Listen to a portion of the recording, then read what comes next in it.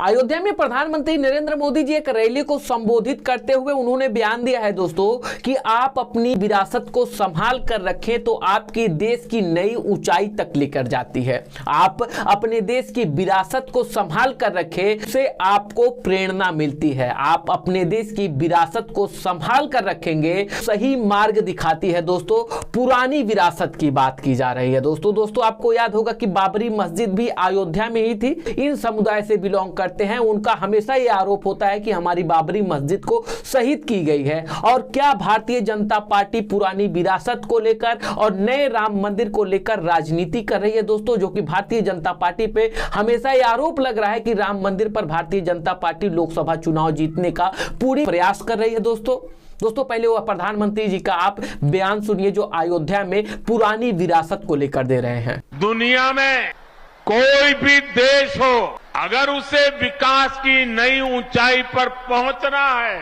तो उसे अपनी विरासत को संभालना ही होगा।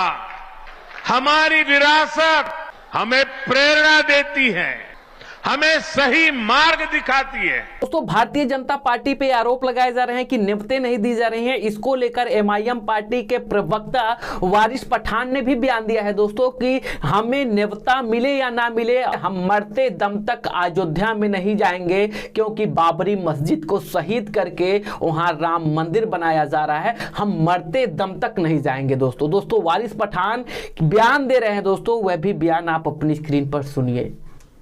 चित्रा जी, हमको तो न्योता दो, न्योता मत दो, हम तो लेकिन मरते मर जाएंगे मगर नहीं जाएंगे वहां पर कभी भी, ये तो फिक्स है।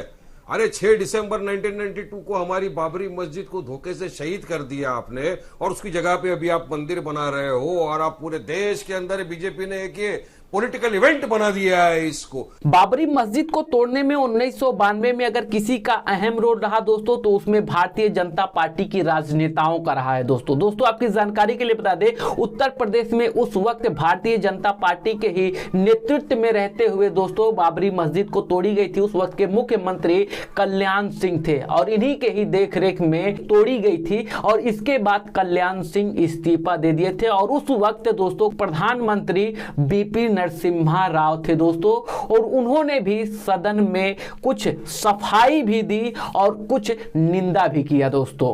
उस वक्त के जो राजनेता थे भारतीय जनता पार्टी के, उनके भी बयान आप अपनी स्क्रीन पर सुनिए।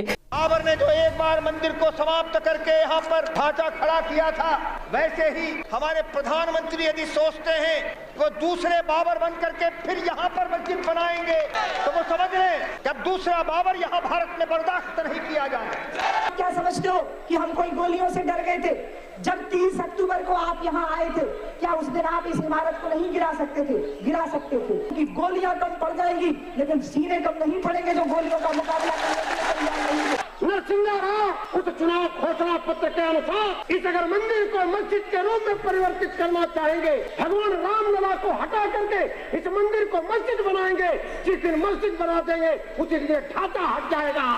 बीजेपी के बाद अगर कोई बाबरी मस्जिद को तोड़ने में अहम रोल निभाया था दोस्तों, तो वह पार्टी थी दोस्तों शिवसेना, जो कि उस वक्त शिवसेना का नेतृत्व हिंदू हृदय सम्राट कहे जाने वाले बाला साहब ठाकरे के नेतृत्व में थी दोस्तों। और बाला साहब ठाकरे के ही कहने पर दोस्तों शिवसेना के कार्यकर्ता पहले ही बाबरी मस्जिद के गुंबदों पर चढ़कर हथौड़ा चलाया था दोस्तों। बाला साहब से एक इंटरव्यू में पूछा गया कि बाबरी मस्जिद को तोड़ने के लिए पहला अगर कोई व्यक्ति गुंबद पे चढ़ा था, शिवसेना का ही कार्यकर्ता था, तो उस पर बाला साहब ठाकरे ने कहा था ये तो गर्व की बात है। बट दोस्तों शिवसेना के ही कुछ कार्यकर्ता बाबरी मस्जिद को तोड़ने के दौरान उनकी मौत हो जाती है, जो कि उस पर उन्होंने कहा था कि हमें उन पर गर्व है। बाबरी मस्जिद को तोड़ने के दौरान उनकी मौत हो गई। तैयारी कैसी है? पूरी तैयारी है, पूरी व्यवस्था बनी हुई है, लोगों में उत्साह है और कुछ होने की आशंका संभावना नहीं, सब ठीक हो जाएगा। आपको अंदाज कुछ है?